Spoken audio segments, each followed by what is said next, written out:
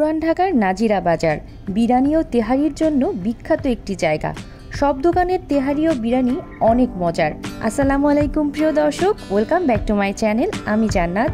আজ চেষ্টা করব পুরান ঢাকার বাবুর্চিদের স্টাইলে সহজ করে গরুর তেহারি রান্না করে দেখানোর, যেটা আপনারা খাসির মাংস দিয়েও তৈরি করতে পারবেন। তার আগে যারা এখন আমার চ্যানেলটি সাবস্ক্রাইব করেননি, প্লিজ সাবস্ক্রাইব মাই চ্যানেল। এখানে আমি 1 কেজি পরিমাণ গরুর মাংস নিয়েছি, আর মাংসটাকে আমি ছোট ছোট টুকরো করে কেটে নিয়েছি। সাধারণত তেহারিতে কিন্তু গরুর মাংসটা ছোট ছোট টুকরো করাই থাকে। চেষ্টা করবেন সামান্য চর্বিযুক্ত মাংস কেনার, এতে তেহারিটা রান্না অনেক সুন্দর হয়। এর ভেতরে দিয়ে দিচ্ছি 1/2 কাপ পরিমাণ পেঁয়াজ বাটা, 1/3 কাপ পরিমাণ টক দই। 1 মিনিটেই এই টক দইটা তৈরি করতে পারবেন। এর রেসিপি আমার চ্যানেলে দেওয়া আছে, আমি ডেসক্রিপশন বক্সে এর লিংক দিয়ে দেব। এর ভেতরে দিয়ে দিচ্ছি 5-6টা কাঁচামরিচ। কাঁচামরিচটাকে আমি মাঝখান থেকে 2 টুকরো করে দিয়ে দিচ্ছি। ঝালটা আপনারা পছন্দ অনুযায়ী বেশিও খেতে পারবেন অথবা কমও খেতে পারবেন। বেশি খেতে চাইলে কাঁচামরিচের পরিমাণটা বাড়িয়ে দেবেন। এর ভেতরে অ্যাড করছি 1 চা চামচ পরিমাণ জিরা বাটা, দিয়ে দিচ্ছি 1 চা চামচ পরিমাণ আদা বাটা, 1 চা চামচ পরিমাণ রসুন বাটা, 1/2 চা চামচ পরিমাণ জয়ফল জয়ত্রী বাটা, 1 চা চামচ পরিমাণ গরম মশলার গুঁড়া, এটা যে কোনো গরম মশলা হতে পারে, 1 চা চামচ পরিমাণ তেহারি মশলা, এটা অপশনাল, সামান্য একটু গোলমরিচের গুঁড়া, স্বাদ মতো লবণ, সামান্য একটু চিনি, এটা অপশনাল, চাইলে বাদ দিতে পারেন, 1 চা চামচ পরিমাণ ভিনেগার, 1 চা চামচ পরিমাণ টমেটো সস।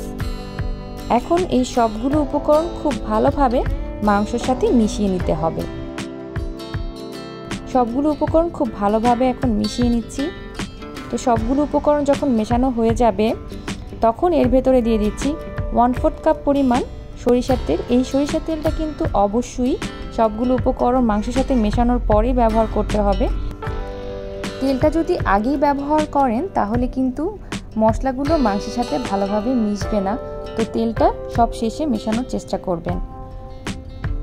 এখন এগুলোকে আমি আধা ঘন্টা রেস্টে রেখে দিচ্ছি। আপনাদের হাতে যদি বেশি সময় থাকে তাহলে বেশি সময় মেরিনেট করে রাখবেন। এখন আমি 1 কাপ পরিমাণ পোলাওর চাল নিয়ে নিচ্ছি। এখন এই পোলাওর চালগুলোকে খুব ভালোভাবে ধুয়ে নিতে হবে।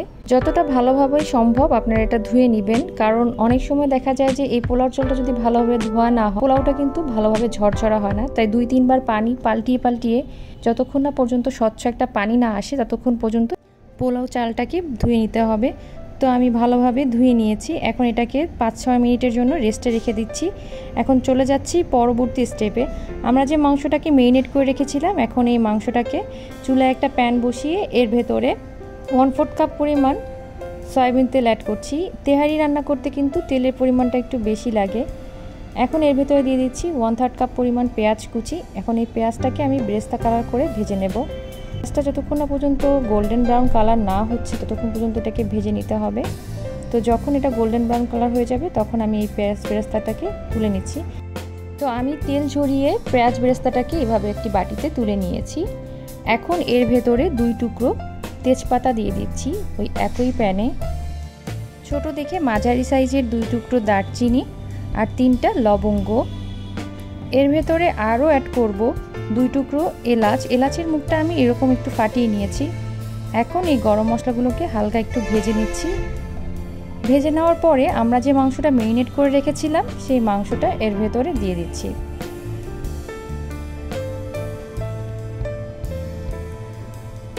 এখন এই মাংসটাকে একটু ভালোভাবে কষিয়ে নেব।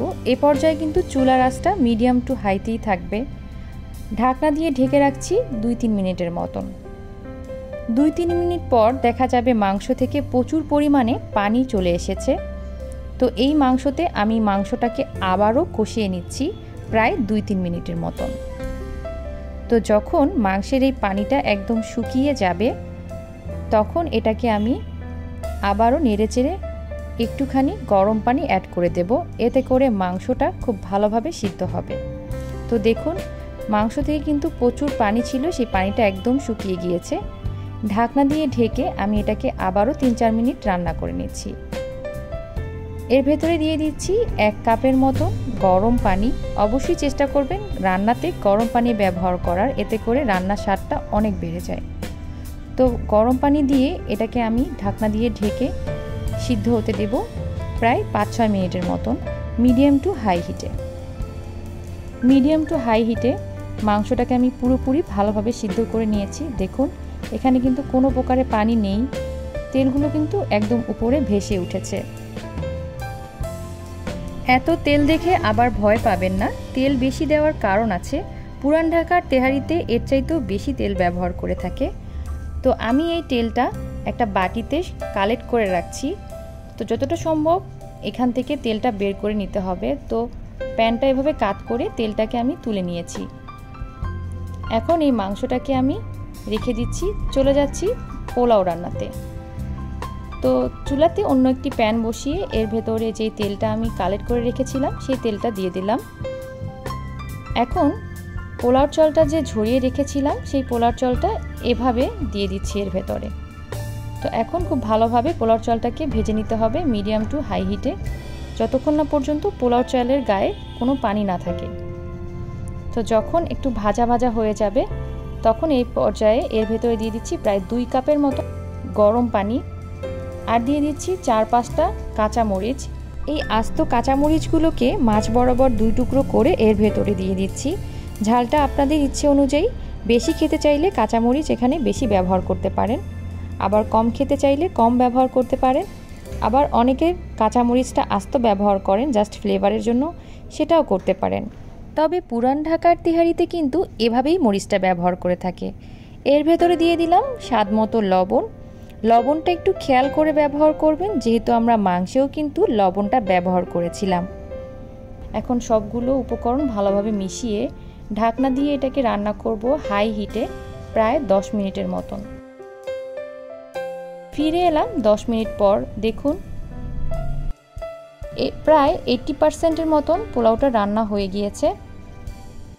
রাইসগুলো কিন্তু একদম ঝরঝরে হয়েছে, এখানে কিন্তু কোনো প্রকারের পানি অবশিষ্ট নেই। এখন আমি ঢাকনা দিয়ে 2 মিনিটের জন্য এটাকে রেখে দিচ্ছি। তারপর আমরা যে মাংসটা রান্না করে রেখেছিলাম তার ভেতরে এই রাইসগুলো দিয়ে দিচ্ছি। তো যেহেতু 80% মতন রাইসগুলো সিদ্ধ করা, তাই আলতো হাতে এটাকে মাংসের সাথে পুরোপুরি ভালোভাবে মিশিয়ে নিতে হবে। এ পর্যায়ে কিন্তু চুলার আঁচটা মিডিয়ামই রয়েছে। প্রিয় দর্শক, আমাদের এই তেহারিতে আমরা কিন্তু কোনো প্রকারের হলুদের গুঁড়া বা মরিচের গুঁড়া ব্যবহার করিনি, যেটা পুরান ঢাকার অধিকাংশ বাবুর্চিরাই করে থাকেন। এই রেসিপিটা ফলো করে রান্না করে দেখুন, 100% না হলেও পুরান ঢাকার স্বাদের গ্যারান্টি দিচ্ছি। তো খুব ভালোভাবে মেশানো হয়ে গিয়েছে। এই পর্যায়ে আমি চুলার আঁচটা একদম লো করে দিচ্ছি আর দিয়ে দিচ্ছি আমাদের ভেজে রাখা পেঁয়াজ বেরেস্তাগুলো। এখন দমে রাখবো প্রায় আধা ঘন্টার জন্য। এর জন্য ঢাকনা দিয়ে দিচ্ছি। তারপর এটাকে গরম গরম সার্ভ করছি। প্রিয় দর্শক, পুরান ঢাকার এই তেহারিটা কাঁচামরিচ এবং পেঁয়াজ দিয়ে খেতে কিন্তু অনেক মজা লাগে। বাসায় অবশ্যই ট্রাই করবেন, আমাকে অবশ্যই কমেন্ট করে জানাবেন। ছোট্ট একটা রিকোয়েস্ট করছি, যারা চ্যানেলটি সাবস্ক্রাইব করেননি প্লিজ সাবস্ক্রাইব মাই চ্যানেল। সবাই ভালো থাকবেন, আল্লাহ হাফেজ।